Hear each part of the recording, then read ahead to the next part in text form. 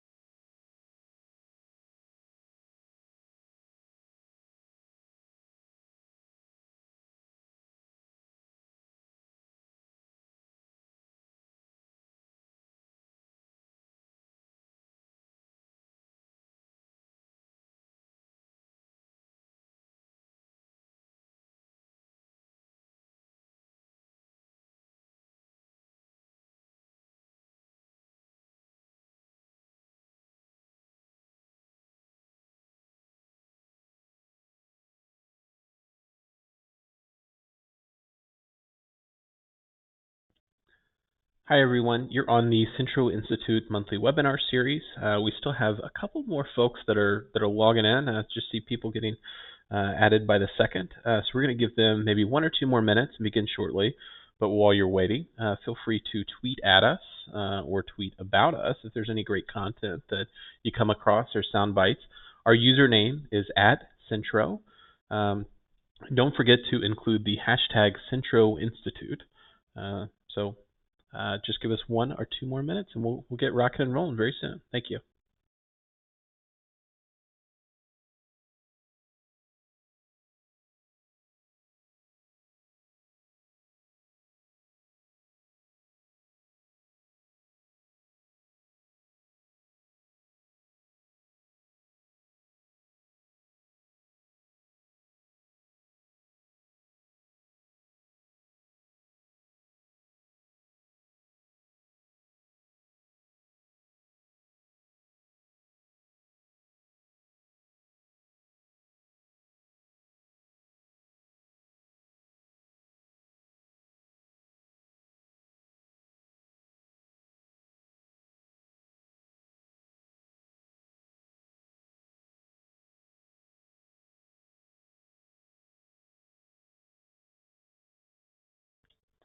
All right. Thank you, everyone, for joining us today. Welcome to the webinar series brought to you by Centro Institute.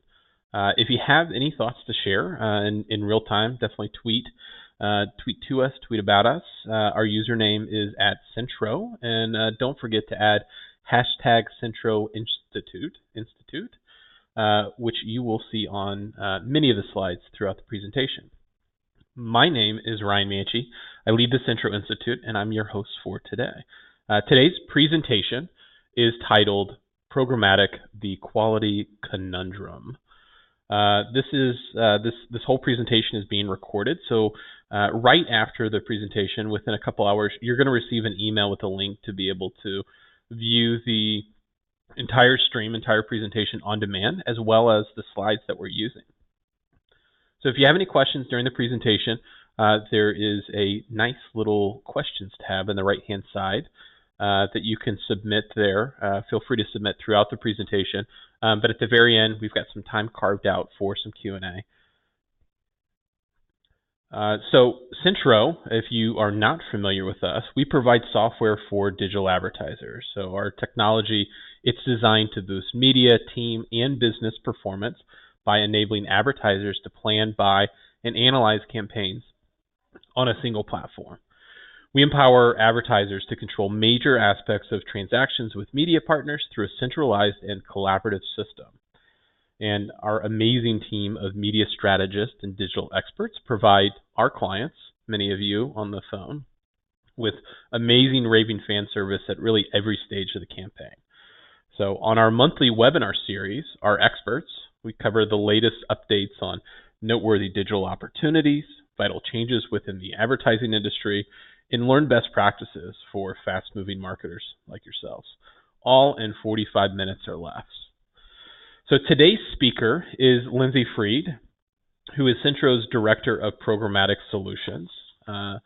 Lindsay joined Centro back in 2016 as a programmatic buying supervisor.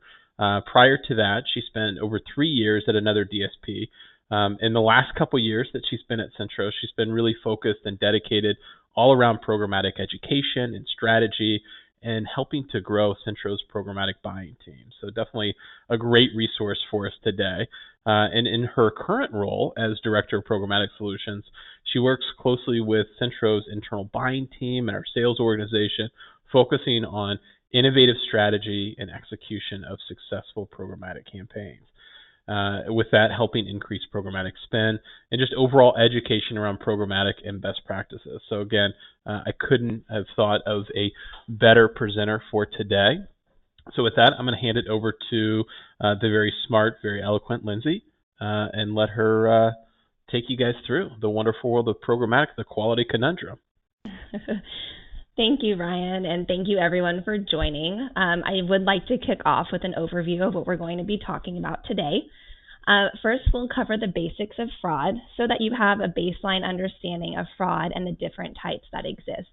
Now, by all means, I'm not a fraud expert, but I do think I'm an expert at providing best practices and solutions that you can hopefully walk away with today.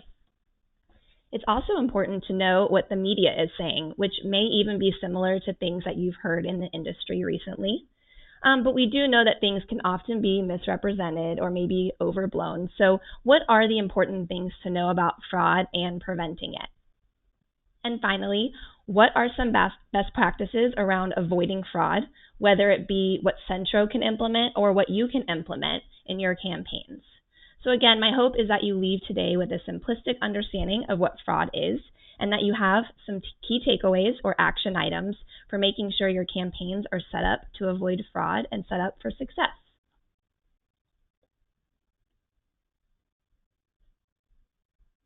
So we'll first start with the question of, what is fraud?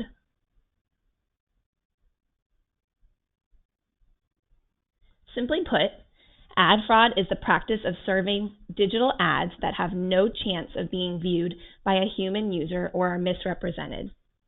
It's fraudulent in the sense that it's accounted for as an impression, it's paid for out of your money, but there's no chance of being viewed by a human. Now, this isn't an ad at the bottom of a page that might have low viewability. This is an ad that has no chance of being viewed, maybe because of ad stacking, where ads or multiple ads are placed on top of each other, and that's considered fraud because hidden ads are impossible to view.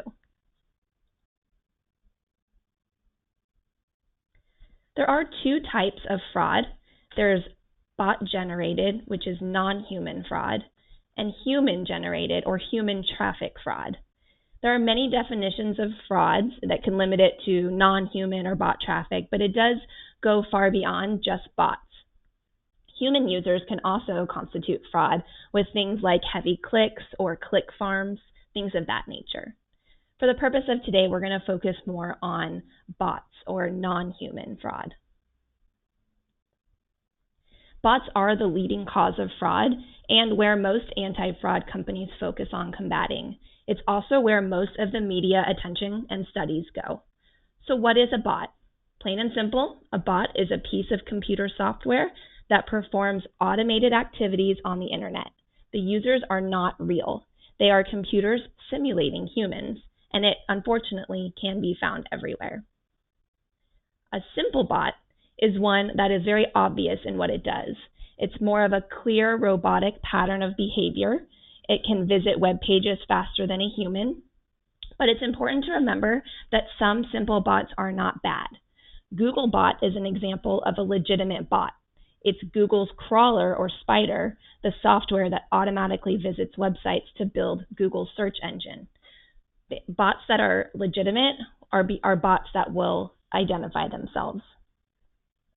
Sophisticated bots are bots that try to disguise themselves as humans. They don't identify themselves as a bot, so they are not legitimate. They do try to act like a human, though. They can record mouse movements to understand how a human would move around a page or around ads and try to mimic that. So they're very tricky. And finally, there are botnets. This is a collection of computers that are running bot software. These are often the most common types of bots or fraud. They're a collection of computers where the user doesn't know there's malicious software that's generating fake web traffic or fake emails. Now, these fraud types are all about non-real users. They do tend to cluster on certain sites, but unfortunately, as we know and as we read about, bots are everywhere.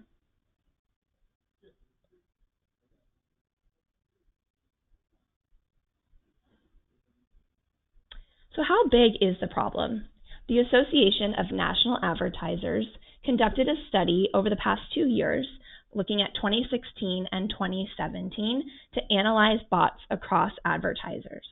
Their top 2 findings from their research include that overall economic losses due to digital ad fraud have actually been reduced. And although these numbers are kind of scary, looking at $6.5 billion in losses in 2017, that's actually down 10% from $7.2 billion that was reported in 2016. It's important to know, though, that fraud varies by partner or by ad exchange, but it is important to know that it exists. This is a very complex landscape, and we need to make sure that we're utilizing market leaders who have clean inventory. Now, I know that there's always that need for cheaper inventory for more scale that can often lead to more low quality inventory, but there are measures you can put in place to help avoid that, which I'll speak to shortly.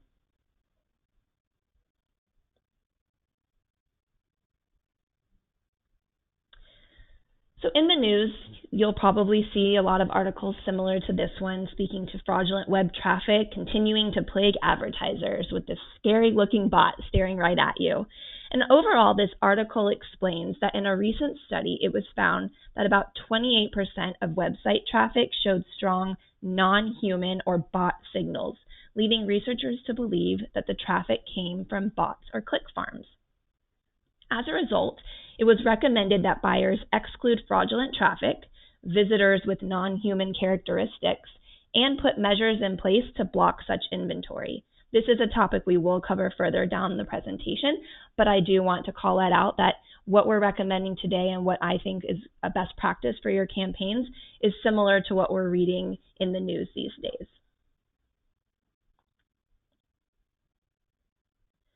So news articles like the one we just covered are the reasons why digital media buyers are concerned. Who's to blame them?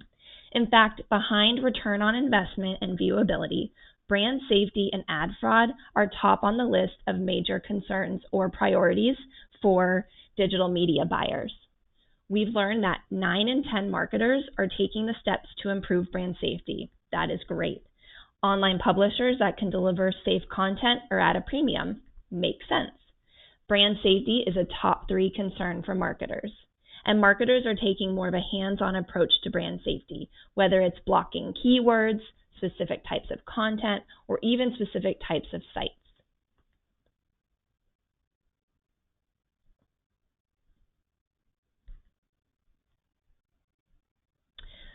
So what should you know? Outside of what you read in the media, it's important to understand where all of the players fit in, who is responsible for what, and what are the things that should be top of mind.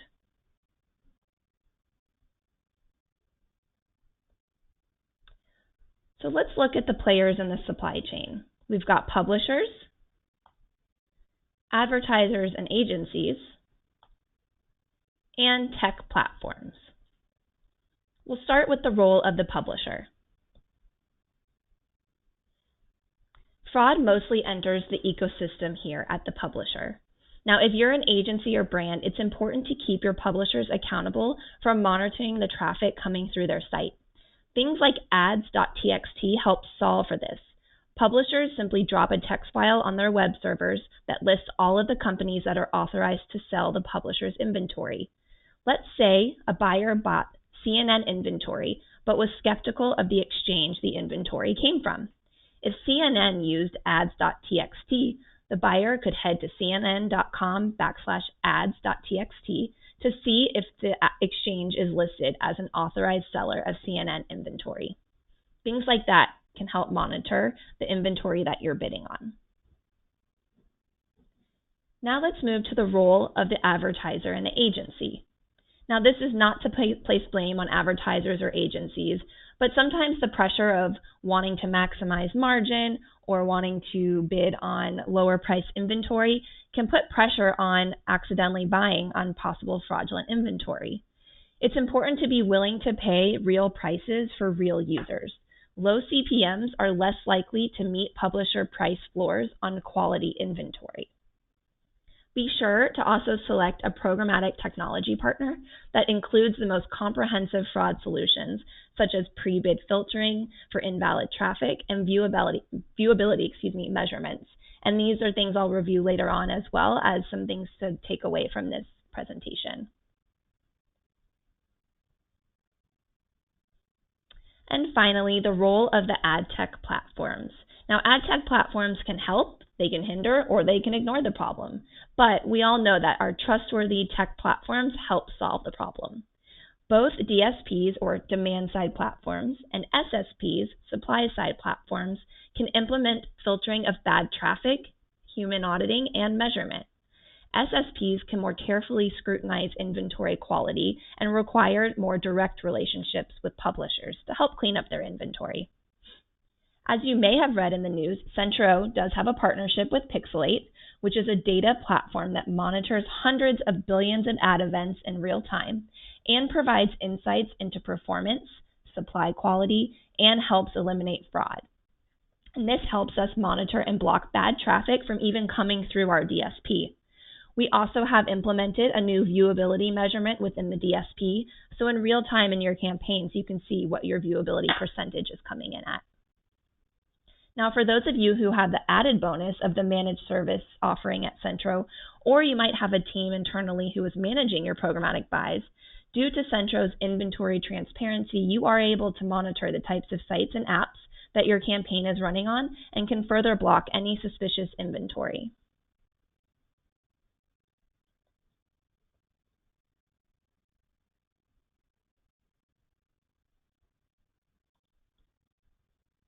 Sorry, the slide's moving slowly. So now that we understand the roles of the players in the ecosystem, I'd like to review with you some of the best ways to protect yourself and your campaigns.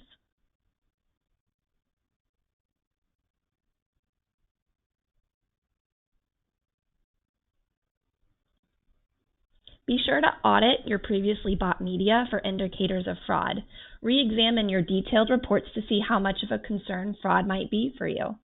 Things like serving a low number of impressions but garnering a high number of clicks or a high number of conversions might be something suspicious and worth blocking the site that occurred on. Proactively monitor fraud. Keep your eyes open. Work with a measurement or verification partner, or insist that your DSP does. Buy selectively. It is a big world out there. You don't have to buy everything. You don't have to run run-of-network. You can run against whitelist, utilize private marketplace deals, etc. And finally, utilize technological countermeasures. Technology can help you block and monitor fraud and should always be used on your campaigns. So on the topic of proactively monitoring fraud, DSPs and publishers are very aware of the problem and should always be actively fixing it. Now here at Centro, we've currently blocked over 5,000 domains in Centro's global block list, and have these comprised of sites that have potential fraud or because maybe traffic was low on the site.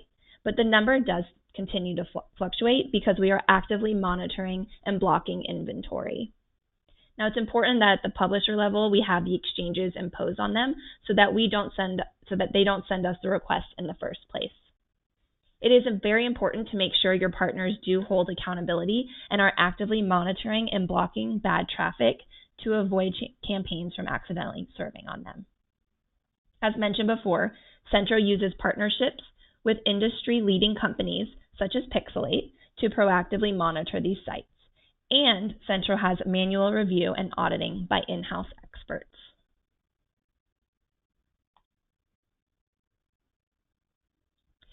So moving deeper into how you can use technological countermeasures, I do recommend using pre-bid segments and verification services. Pre-bid verification is the act of using technology to verify that the inventory you are bidding on is safe before a bid is even placed and wasted. Now, post-bid verification is measurement and data that is provided after a bid is placed and won, reporting on the measurability of the impression, maybe a safety rating, viewability percentage, things like that. Now, pre-bid and post-bid is available from partners like DoubleVerify, and we also have these pre-bid solutions from DoubleVerify, ComScore, Peer39, and Grapeshot already in our DSP for activation. It is important that you use technology to solve the problem because while sites can be blacklisted on the back end, there's always ways for things to slip through the cracks. So utilizing technology pre-bid and learning about your campaign post-bid will help solve for some of this. Now with Centro's basis, as part of the campaign building process, there is a section dedicated to choosing which third-party brand safety partner is best for your campaign. It can be a very specific type of inventory or content you're wanting to avoid, or maybe a pre-bid partner that matches your post-campaign verification services. Centro's basis does have what you need, and if brand safety segments aren't enough, you can always layer on a blacklist.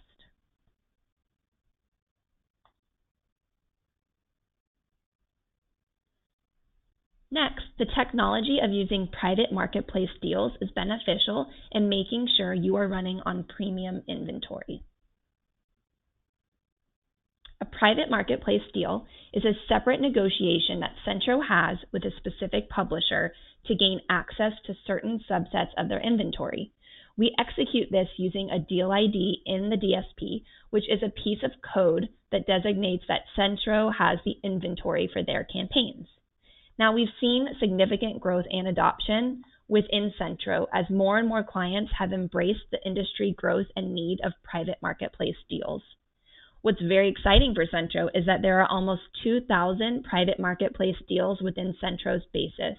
These are always-on, evergreen deals that can be activated with a click of a button across all types of inventory. We have desktop, mobile, tablet, and even connected TV inventory available.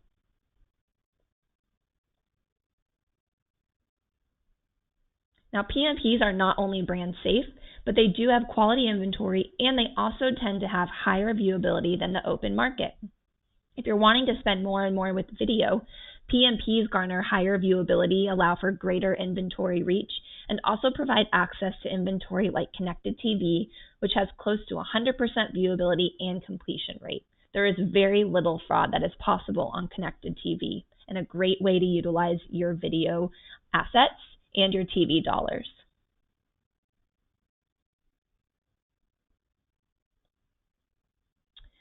Now, viewability is important to a lot of people. It does enable you to account for placements that the user can see, but it's not always a main KPI. It could be just for monitoring purposes. Now, for those of you that may goal towards it, private deals and/or viewability brand protection is your bread and butter within the DSP. Now keep in mind videos do see higher viewability rates than display, but I want to also mention here that this is a snapshot of the BASIS private marketplace library, where just by simply searching by viewability, you see that we have access to always-on, evergreen PMP deals that garner high viewability metrics within the DSP. We provide the transparency of the vendor, the exchange it's running on, the type of inventory and device, the format, and the pricing, and the amount of auctions we saw yesterday. Now, these are pretty sizable PMPs with a lot of inventory available and are probably widely used across campaigns.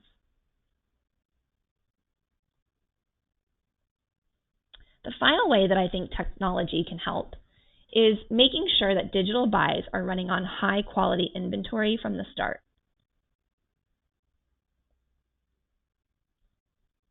Now, for those of you who have taken on buying or are looking to take on in-house buying, or if your campaigns are managed by Centro, there are things you can do or ask your account team to implement to follow these best practices.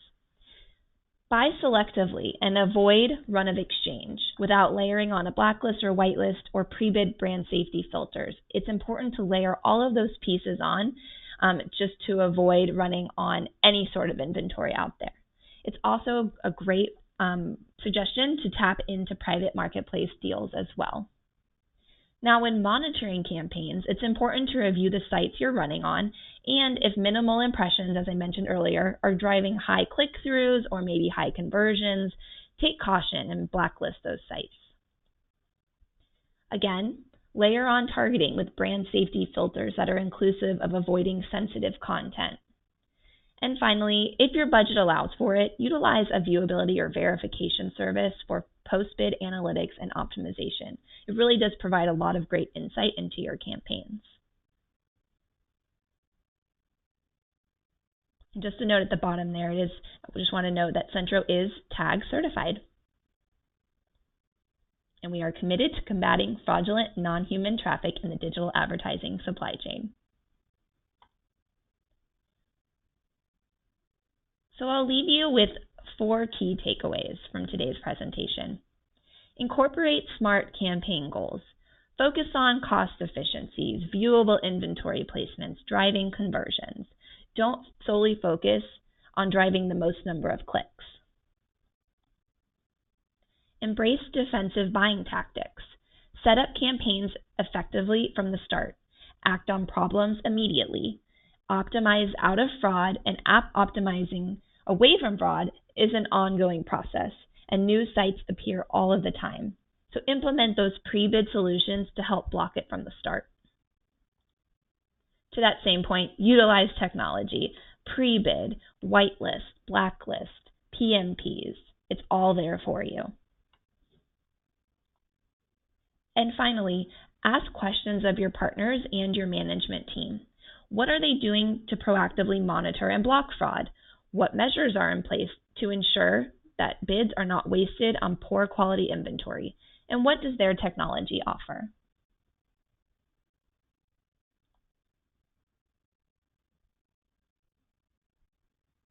Again, thank you all so much for joining. I'd like to bring Ryan back in for a question and answer session. Awesome. That was fantastic, Lindsay. I even though I'm familiar with the presentation, I think hearing you go through it, I even picked up a couple things. And we've got a handful of questions that have already come in, which I appreciate. And so, again, on the little GoToWebinar little software thing, there's a question tab. The webinar app is what I was looking for. So if you've got a question, definitely submit it there, and we'll see if we can get to them all in the remaining time that we've got. And again, share your thoughts on Twitter. Username is @Centro, #Centro Institute. Appreciate a handful of folks that were tweeting through the webinar. All right, so we've got a couple questions around brand safety. One about just how you actually implement it. Sounds like this person's self-serve user of BASIS, and they're interested in layering on that pre-bid brand safety. So they're curious how they actually get that in place. And then there's actually another one around what is the cost for brand safety filters. So maybe if you could speak to both of those. Yeah, no, great. So if you were to go into your tactic wizard as you're building out your tactic and click on the brand protection section of the tactic wizard, you will actually find the 4 partners I spoke about earlier available for selection. You can actually search for different words that you might be looking for, like maybe alcohol or drugs. That will pull up some brand safety segments that you can either, if it says avoid alcohol, then you would want to include. If it says, alcohol as a genre, then you would say exclude. So just depending on the wording, you would either include or exclude it. And you can do that for all types of brand safety. There are also mobile app segments that you can use that you want to make sure maybe you're only serving on apps that are safe for age 4 and older, or maybe that you don't want children to be able to be on or see ads for, so something that might be for 17 plus. Typically, brand safety pre-bid segments range anywhere from 6 to 15 cents. So the price is very minimal, and it's not added up. So if you have 10 segments at 15 cents and you're not charged, $1.50. Hopefully I did my math right there. It's actually just going to be that 15-cent charge, regardless of whichever brand safety segment is used in that moment. Cool. That's great. That's great. And there's a couple of questions about bots and kind of related to like fraudulent traffic as well. So I guess thoughts around the amount of fraudulent traffic increasing over the next couple of years with kind of media spend. And there's also a question I'll kind of roll in here, double up on you again, about how bots are making money.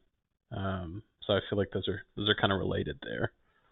Sure. So as far as money making goes, so all of the bots are helping to basically, they're taking impressions. So they're taking inventory that might not cost much, and then they're either serving that and charging another type of fee on top of it to fill that impression. Now, again, I'm no bot expert, but it's kind of like down the chain of an impression is available. Bots can now serve that impression maybe for maybe more of like arbitrage, where they charge more based on what they paid for it, things of that nature. So there are ways that they can make money that way. Other ways are with click farms and things of that nature, where they're clicking on ads and making money for every click and getting paid for doing that. As far as the increase in fraudulent traffic, I actually think similar to the report I spoke to from the ANA that mentioned that we've actually seen a decrease about 10% year over year in fraudulent spend. I hope to continue to see that decrease. Now, I think third-party partners are going to continue to get smarter in how they block fraud. They also will, I think all digital media vendors out there are going to be asked these questions about what they're doing to prevent fraud. And so I think they're going to have more of these pre-bid features, or they might have to have more, behind the scenes blocking and monitoring of the traffic coming through. I think they're going to get stricter with exchanges and making sure that exchanges are doing their due diligence with their publishers to even block it at the exchange level. Otherwise, I think, clients are going to leave. So everyone's got to do their part and make sure that fraudulent activity is decreasing. And I think as we get smarter and technology advances, we're going to see a decrease. That's awesome. Awesome.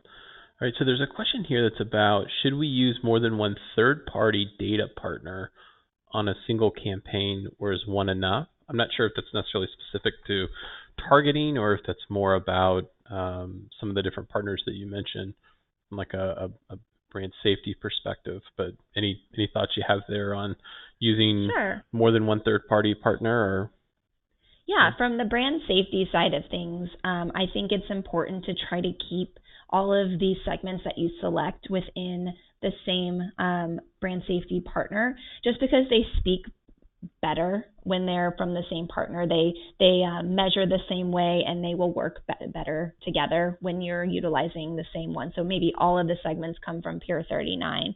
I think they'll speak better to each other. Now, if you're talking about data from like audience targeting and behavioral targeting, you can always use multiple partners that way, but I would separate them by or statements. So you can say, you can serve this audience from Lotame, or this one from Oracle, or this one from, Google, whatever it might be, just so that you keep it open that way. Now, when you try to tell two different data providers to talk to each other, as I mentioned, they do measure differently, so it's not recommended to layer them on as and statements, if that makes sense, in your Boolean logic. Yeah, some great tips there if you're a self-serve person, or if you've got a managed service relationship, somebody like Centro or somebody like that. Hopefully they're putting those practices in place, but definitely some good conversations to have there and apply. So Lindsay, there's a question about it looked like there's a lot of effort and to look at really every site that comes through for the campaigns. Do you have a recommendation on how to quickly audit the sites that somebody may be running on for a campaign? Definitely. So you, obviously, at the tactic level, you can look and see which sites are coming in underneath a specific tactic. And when I say tactic, I mean behavioral or contextual, or maybe you're running a PMP. But if you really want a quick snapshot of all of the different domains your campaign's running on, you can actually go into our report section and pull a domain report, have it roll up to the campaign level so that it pulls sites for the entire campaign. And I would do it for the lifetime of the campaign. And if you notice that there are sites, as I mentioned earlier, that are maybe, they don't really have that many impressions allocated to it, but they seem to be driving a ton of clicks, or you've seen a large number of conversions come from just one site, that's something that might be alarming, and you'd want to add that site to your blacklist. Cool. That's great. Kind of related to that, and looking at the sites, there's a question here about can fraudulent activity happen with Facebook, Twitter, and other social publisher placements that are maybe more directly booked? So kind of a non-programmatic type of question, but thoughts there within the social sphere and fraudulent activity? Oh man, I'm actually probably not the one to answer that, but I can definitely talk to our social expert that we have here in-house, and if we can get that person's information, I'm happy to get back in touch with them after this presentation with some thoughts around that. I know there's a lot of stuff in the media right now about social and search, and I would be happy to get back in touch on that, but I strictly only have a lot of my background and history in the fraudulent atmosphere of programmatic advertising. Yeah, well, and I feel like my sense, just to kind of throw my 2 cents in, I feel like it's definitely less. I feel like a lot of those publishers, they do a much better job of managing their inventory and really vetting out. And I mean, I feel like it's a quarterly basis, Facebook especially, really being proactive with how they change some of those things up and what you're able to do, and kind of how they vet the advertisers and the folks that are working with their system. Yeah, I can agree to that. Yeah, and that it's evident too with the limited number of third-party partners, outside partners that they allow to kind of buy in through the system. So that's why it's unique for companies like Centro that have such a great relationship with those guys to be able to pull a lot of that off. Here's a great thing. I feel like this is probably something you agree with. And we should pass along to our product team, but do you see Centro offering brand safety alerts in the future or something similar? Yeah, that's a great question and a great recommendation. I think, there could be some sort of alert maybe for the types of domains that we're seeing come through at any given time. I think those are probably alerts that our internal team in Toronto, where our operations team sits, they probably are getting those from Pixelate on a daily basis, and that's helping them to block sites that are coming through. So a lot of manual, hands-on touch that's helping with that process. But within the DSP itself, I mean, that's you never know, that could be something that comes down the road that helps alert specific. Yeah, absolutely. So we'll make sure we submit that. We've got our product team is always very interested in hearing tips and suggestions, and we've got a really nice system to be able to kind of upvote that. I feel like that's going to be a popular one, but definitely something that our internal RTB ops team is probably using some of those similar internal capabilities. Here's another one around kind of the click farms and the bots. I feel like it's always a scary thing, but are publishers intentionally hiring click farms and bot companies to drive up their traffic numbers? Do you still see this happening quite a bit, Lindsay? I know it has been happening for years, but you have a sense that it's still pretty powerful. I think that publishers, I'm not going to say that they're not doing it, and I'm not going to say that it doesn't exist, because as everyone knows, everybody makes money doing that. But I think that publishers are starting to realize that it's not a smart way of doing business, that eventually something like that could become illegal, and that they're not, that they're going to start getting blocked by exchanges. I think exchanges are going to have to be really strict and more monitoring. So I don't think if they are doing it now that it's something that's going to last, but I don't think it's happening as much as it might have been 2-3 years ago when programmatic really started to kick off. Yeah, definitely seen it slowing down, which is a good thing. Here's one kind of interesting, and maybe one of the last questions we're going to be able to get to. But if you guys do have some questions, maybe we'll get one more in. So again, just on the webinar app there, just the questions tab. So this question here is around recommendations for hyperlocal campaigns using brand safety. So when we turn on brand safety, the hyperlocal campaigns seem to dramatically drop in activity, and that some of them actually seem like it's almost paused on the campaign. I feel like that's probably something you can speak to, maybe kind of like layering on some of those different tactics and. Yeah, definitely. So when you run hyperlocal, that means that you only can run on inventory that's in-app due to apps being able to kind of ping that long location based on where you're targeting. So because of that, really you only need to institute some sort of brand safety that speaks to what type of apps you want to run on, whether it's, as I mentioned before, safe for all, so maybe ages 4+, or if you want to exclude 17+, that's also an option. So I would recommend just try to keep it as simple as just layering on a mobile app type of brand safety segment, and that should help cover all bases based on where you want your ads to be seen. If you're still having problems, I would recommend reaching out to your customer success manager, or feel free to reach out to me after this, and I would be happy to look in further at your brand safety segments.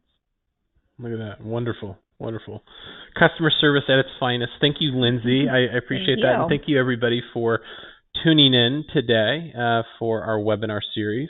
Hope you guys learned some wonderful things. Like I said, I know I did. But very much appreciate you guys, your time, your questions. And so this will conclude our presentation. As I mentioned earlier, that the slides that Lindsay walked through and a recording of this webinar will be sent out via email a little bit later. So if you did join a little bit later, you're able to catch the very beginning and also go back and re-review that. And we're also going to send out a survey, and we really appreciate you guys giving us some feedback on what your experience was. And definitely encourage you guys to visit Centro's blog to get updates on all sorts of good things happening in the industry, but also information about our next Centro Institute webinar, which is happening in June, on June 27th. So we've got Joanna O'Connell from Forrester, the principal analyst, who's going to be joining April Weeks, who heads up our media services and operations team, talking about some great research that we commissioned with Forrester that talks about the convergence of digital buying and sharing the research results and some of the takeaways there that I think everybody will find very interesting. So again, thank you guys so much. I'm Ryan Manchi. This has been the webinar series brought to you by the Centro Institute, and we're so happy that you joined us today. Thank you guys.